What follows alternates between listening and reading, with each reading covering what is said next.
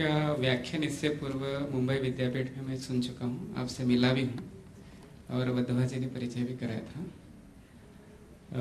मेरा कहना यह है, पुस्तक बहुत गंभीर है, बहुत सुंदर है, विचार भी काफ़ी गंभीर अनुशीलन अनुसंधान के उपरांत प्रस्तुत है, परंतु भाषा उसमें जो है वो थोड़ी सी जटिल प्रतीत होती है। जिस सुंदर भाषा में आपने अभी व्याख्यान दिया, मतलब उसमें भी है भाषा बहुत बढ़िया, अगर वही लूसिड वे अगर इस पुस्तक में भी होती तो ज़्यादा लोग उसको पढ़कर लाभान्वित होते हैं। सब जगह आपके व्याख्यान सब सुन नहीं सकते हैं, तो इस पर भी थोड़ा सा ध्यान दिया जाए। या मैं ये बात समझता हूँ, और हम इस पुस्तक को एक तो हम हिंदी में ट्रांसलेट कराना चाहते हैं, तो एक दो लोगों ने ऑफ़र दिया, हम वो इवेलुएट कर रहे हैं, लेकिन 500 पेज की पुस्तक को ट्रांसलेट करना आसान काम नहीं है। बहुत लोग हैं जिन्होंने ऑफ़र किया है, तो फिर वो 5-10 पेज को तो ट्रांसलेट कर सकते हैं, लेकिन इस पुस्तक को ट्रांसलेट करने के लिए कम से कम 6 महीने लग जाएंगे। तो इतना स्टेमिना होना चाहिए, स्टेइंग पावर होनी चाहिए, डिसिप्लिन होना चाहिए, ऐसे लोग बहुत कम मिलते हैं। तो हम तो जहाँ भी जाते हैं वहाँ यही आइडिया मिलता है, और हम उनको कहते हैं कोई करने वाला है तो हमको बताएं, और बहुत लोग आ जाते हैं, लेकिन एंड में इतनी कमिटमेंट देने वाले कम ही मिलते हैं। अभी तक हमें इस पुस्तक का हिंदी का कॉन्ट्रैक्ट नहीं दिया। हम मराठी में भी देना चाहते हैं, तमिल में भी देना चाहते हैं, गुजराती में भी देना चाहते हैं। कोई भी करना चाहे इसको ट्रांसलेट, हम उसको सहायता देंगे। दूसरी बात यह है कि हम इस पुस्तक में बहुत हैवी आइडियाज़ हैं। ये अपनी इंटरनल चर्निंग है, अपनी इंटरनल मंथन है, और इसको हम 5-6 छोटी छोटी पुस्तकें बनाना चाहते हैं, 50-100 पेज के बीच में छोटी छोटी पुस्तकें।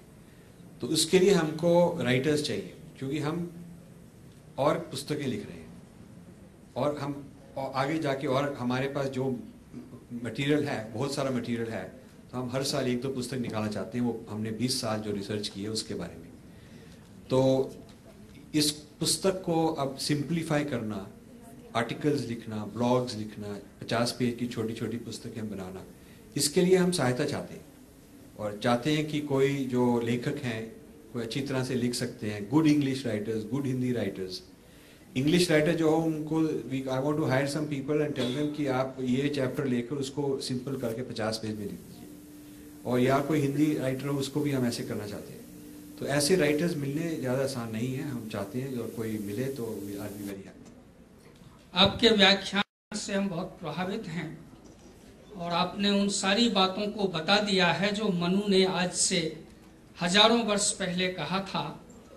एतद् देश प्रसूतस्य सकाशादग्र जन्मनः स्वं स्वं चरित्रम शिक्षेरन् पृथिव्याम सर्वमानवाः। आपने उसी बात को अपने शब्दों में पूरे विश्व में फैलाया है। चरित्र का अर्थ एक व्यापक है जिसमें सारी बातें आ जाती हैं। एक चीज मैं पूछना चाहता हूं, संस्कृत का अध्यापक होने के नाते मैंने काम किया है कुछ वेद विज्ञान भाष्य पर, जिसमें प्रोफेसर रामनाथन फिजिक्स के विद्वान थे, जुड़े हुए थे, और क्वांटम थ्योरी से ऊपर तक की उसमें चर्चा है। मेरी अपेक्षा है कि आप जब इतनी रुचि रखते हैं और आप भौतिक शास्त्री हैं, तो मधुसूदन ओझा के द्वारा रचा गया यह जो वेद विज्ञान भाष्य है, उसके 3 मूल तत्व उन्होंने दिए हैं, जिसमें मन है, प्राण है और वाक है, और सारी सृष्टि के मूल में ये तीनों हैं, और इन्हीं से सारा विकास बताया है। और वैज्ञानिक शब्दों को भी, एक बिजली के इतने, इलेक्ट्रिक के लिए हमारे पास इतने शब्द हैं, तो इनका कहाँ कहाँ यूज होता है, किस लोक में कैसे, और उसके क्या उसकी शक्तियां हैं, इन सब बातों की भी चर्चा है। लेकिन उसमें आवश्यकता है आप जैसे भौतिक शास्त्रियों। हम केवल संस्कृत वाले उसको नहीं कर पाते, केवल वैज्ञानिक कुछ नहीं कर पाते, तो क्या आप उसको देखना चाहेंगे एक बार? मेरे पास पुस्तकें उपलब्ध हैं।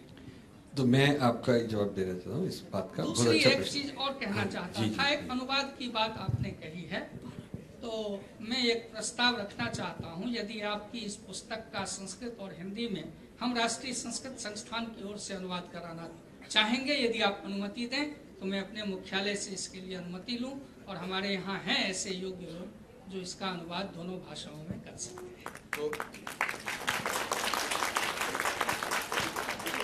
तो जो आपने सेकंड बात कही, दूसरी बात कही, उसको तो सुन के बहुत खुशी हुई। और मैं तो ये कहूँगा कि आप हमें प्रपोजल दें। प्रपोजल में ये आप एक 5-10 पेज का सैंपल ट्रांसलेट करा के हमको भेज दें, क्योंकि फिर हमारी रिव्यू कमेटी देखेगी कि ये बहुत डिफ़िकल्ट तो नहीं है या बहुत डाइल्यूटेड तो नहीं है। हम लेवल चाहते हैं, जो भी भाषा में ट्रांसलेट हो लेवल होनी चाहिए जो अखबार की लेवल होती है, जो ऑर्डिनरी आदमी पढ़ सके। जो सिर्फ विद्वान ही पढ़ सकेगा तो वो तो इतने उसकी फ़ायदा नहीं होगा। तो जो न्यूज़पेपर लेवल पर कॉमन पर्सन अंडरस्टैंड कर सके, ये जो कॉम्प्लिकेटेड आइडियाज़ हैं वो हमको चाहिए। एक तो सैम्पल ट्रांसलेशन, दूसरा उसमें होना चाहिए कि कौन करेगा, उसकी क्या एक्सपीरियंस है, पहले किया हुआ है, और कितने महीने लगेंगे, और क्या उसके टर्म्स हैं, क्या कॉस्ट चाहिए, क्या कुछ है। तो फिर उसको हम स्टडी करके रिस्पॉन्स कर सकते हैं। और ये हम बहुत प्रसन्न हैं ये सुन के। ये हमको बहुत आनंद हुआ कि आप में ये इंटरेस्ट है, क्योंकि आपकी ऑर्गेनाइजेशन बहुत मानी हुई है, और यदि आप कर दें तो बहुत अच्छा लगेगा, हमको बहुत फायदा होगा। जो आपका पहला क्वेश्चन है, वो हम चाहते हैं कि जो हमारी सांस्कृतिक में जुड़े हुए रूटेड लोग हैं वो वेस्टर्न थॉट को पूर्व पक्ष करें। तो इसीलिए हमने पुस्तक को ये पूर्व पक्ष का एक दरवाज़ा खोला है कि हम ये इसमें अपने सिद्धांत के मुताबिक हम वेस्ट को स्टडी कर रहे हैं और जवाब दे रहे हैं। और 4 मेजर चैप्टर्स हैं जिन्होंने अलग अलग डिफरेंसेस हमने एनालाइज किए हैं, कि हर एक चैप्टर का एक टॉपिक है डिफरेंस का, और उस डिफरेंस के बारे में हम चर्चा कर रहे हैं कि वेस्टर्न ये कहते हैं, हम ये कहते हैं, उनका ये जवाब होगा, हमका ये होगा। मतलब हमारा कोई रियल वेस्टर्नर नहीं है, हम आप ही पहले वेस्टर्न तरफ से बोल रहे हैं और अपनी तरफ से बोल रहे हैं, आपस में ही हमारे इंटरनल डिबेट हो रहा है। तो ये जो हाइपोथेटिकल हो रहा है, ये रियल किसी मतलब कई डजन्स लोगों से हमने किए हुए ये डिबेट्स, उनको हम समराइज करके बना रहे हैं। तो इसका पर्पस ही ये है, एक तो हम चाहते हैं कि जो हमारे ट्रेडिशनल स्कॉलर्स हैं उनको वेस्टर्न थॉट को स्टडी करना होगा, वेस्टर्न रिलीजन्स को स्टडी करना होगा, western secularism, enlightenment, post modernism को स्टडी करना होगा। ये कोर्सेज हमारे आने चाहिए ट्रेडिशनल स्कॉलर्स के यूनिवर्सिटीज़ में। वेस्टर्न थॉट वाले जो लोग हैं वो आकर सिखाएं, बताएं, और जो हमारे सिद्धांत के लोग हैं वो उनका जवाब दें, और इस तरह की पुस्तकें बने ताकि जो नेक्स्ट जनरेशन के थिंकर्स हैं वो अपने आप को मॉडर्न थॉट से कट ऑफ ना समझें। अब ये जो यंग लोग कई समझते हैं कि मैं अपनी ट्रेडिशन में चला गया, मैं कट ऑफ हूँगा, तो उसका एक तो ये भी इलाज है कि उसको ऐसे तरीके से सिखाएं कि अपनी ट्रेडिशन के साथ जुड़कर ही हम आपको मॉडर्न वेस्टर्न थॉट भी समझा रहे हैं, ताकि जब आप वर्ल्ड में जाएंगे तो आप उनको भी समझ सकेंगे और अपनी तरफ से जवाब भी दे सकेंगे। ये बात होनी चाहिए। तो ये एक पूर्व पक्ष की फोरम, एकेडमी या जो कुछ भी कहना चाहते हैं, ये मे बी आपको प्रपोजल देना चाहिए समैया जी को कि ऐसी एक ऑर्गेनाइजेशन बननी चाहिए, ऐसी एक डिपार्टमेंट बननी चाहिए, और उसमें हम जुड़ कर आपसे काम कर सकते हैं। हम ये एक तो स्काइप से डिबेट करवा सकते हैं वेस्टर्न थिंकर्स के साथ, और यहाँ पर लोगों को लाकर भी ये करवा सकते हैं, तो उसके साथ बहुत फ़ायदा होगा। और ये जो अम्ब्रेला है पूर्व पक्ष की, ईस्ट वेस्ट डिस्कशन की, इसके अंदर कई टॉपिक्स आ सकते हैं, एक साइंस का भी आ सकता है जो आपने जिक्र किया।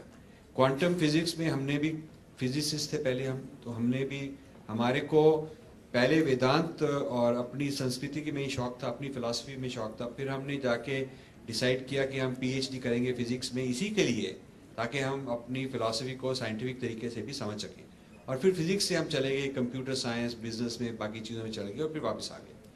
तो हमको ये जो कॉम्बिनेशन है, ये हमारे ट्रेडिशनल थिंकिंग में जो साइंस है और जो मॉडर्न क्वांटम फिजिक्स और इस तरह की चीज़ों का है, इनमें ज्वाइन करके, इनमें और थिंकिंग करके क्या निकल सकता है, क्या और आगे बढ़ सकता है, इसका काफ़ी शौक है।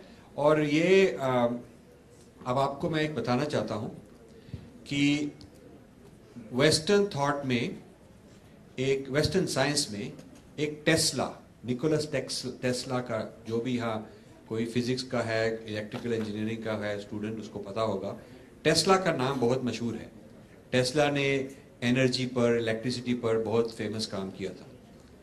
और ये लोगों को शायद नहीं पता कि विवेकानंद का, स्वामी विवेकानंद का उनके ऊपर क्या इन्फ्लुएंस था। तो एक स्वामी विवेकानंद और टेस्ला के बारे में बीच में कॉरेस्पॉन्डेंस है, वो हमारे पास है, हम उसके बारे में एक आर्टिकल लिखने वाले हैं। तो ये कॉरेस्पॉन्डेंस, जब स्वामी विवेकानंद आए थे हार्वर्ड, तो कई टॉक्स देते थे, तो वहाँ पर टेस्ला उनकी ऑडियंस में कई बार होते थे। और फिर टेस्ला और उनके साथ ये डिबेट चली, क्योंकि स्वामी विवेकानंद ने कहा कि एनर्जी और मैटर एक ही चीज़ है, एक ही चीज़ के दो फॉर्म्स हैं। उस वक़्त E=mc² नहीं आया था, वो 20 साल बाद आया था। तो टेस्ला नहीं माने ये बात, टेस्ला नहीं माने बात, क्योंकि एनर्जी की अपनी थी, अपनी इक्वेशंस हैं, कैसे एनर्जी है, मैटर की अपनी इक्वेशंस हैं, और फिजिक्स में कोई ऐसी चीज़ नहीं थी जो एक से दूसरा बन सके, एनर्जी से मैटर या मैटर से एनर्जी बन सके, कोई ऐसी फिलॉसफी थी नहीं।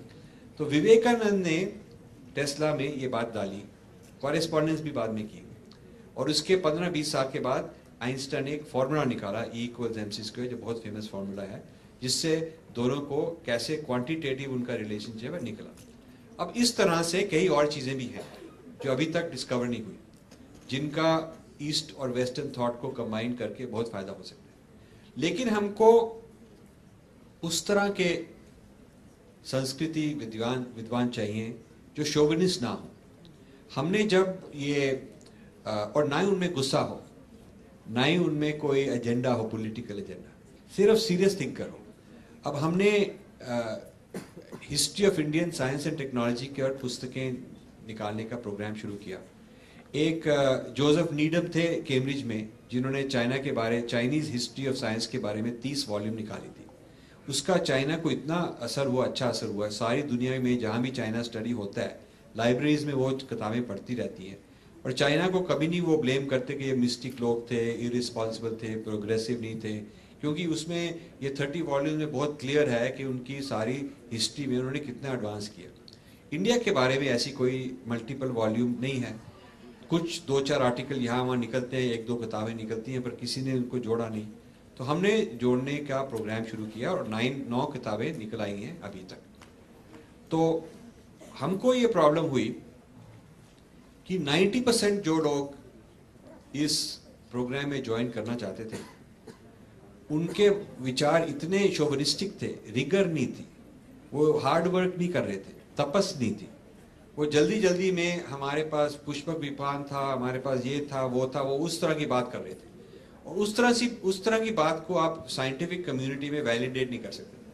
तो हमने तो उनको बोला कि यदि पुष्पक विमान का आप कोई एक सैंपल हमको दे दें, कोई क्रैश साइट दे दें, या कोई लैंडिंग स्ट्रिप दे दें, कुछ तो दिखाए, कुछ फिजिकल एविडेंस दिखाए, तो बात बनेगी। और महाभारत में न्यूक्लियर बॉम्ब्स थे, तो हमने कहा जो न्यूक्लियर बॉम्ब था, तो जो क्रेटर होगा उसमें रेडियो एक्टिविटी होगी, तो हमको कोई ऐसी जगह लेके जाएं जहां गाइगर काउंटर में रेडियो एक्टिविटी होगी, और उस रेडियो एक्टिविटी के साथ पता चल जाएगा कि कितने हजार साल पहले यहाँ एक न्यूक्लियर बॉम्ब था। हमको ऐसा एक न्यूक्लियर बॉम्ब का साइट दिखा दें तो फिर हम मान जाएंगे। इसी तरह से साइंटिस्ट बोलते हैं, साइंटिस्ट इसी तरह से विचार करते हैं, उनको प्रूफ चाहिए होता है, उनको सिर्फ सुनी सुनाई बात से नहीं काम चलेगा।